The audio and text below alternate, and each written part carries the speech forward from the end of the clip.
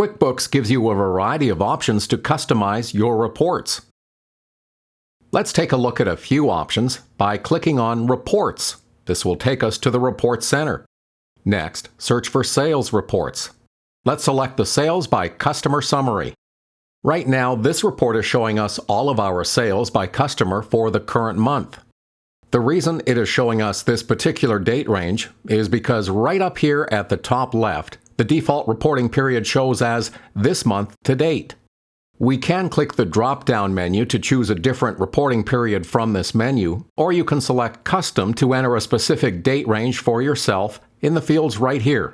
Currently, the report is also sorted by alphabetical order, but if you'd like to change that, you can select the Sort option right here, and then choose a different method for sorting. For instance, if we wanted to see our customers with the most sales up at the top and the smallest amount of sales down at the bottom, we could choose Total in descending order.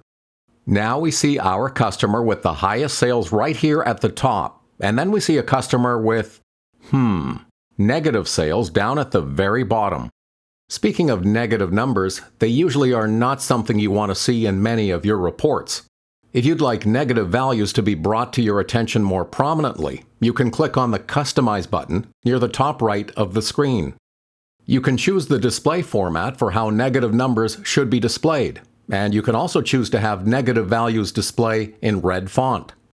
There are some other unique options you can customize in your reports, like setting the reporting period, or these number format options, such as divide by 1000, if you are dealing with some very large numbers and you want smaller display values in your reports, or show the values without cents or accept zero amounts.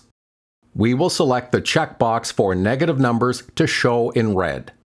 Now when we run report, we can see that customer with negative sales is now highlighted in red.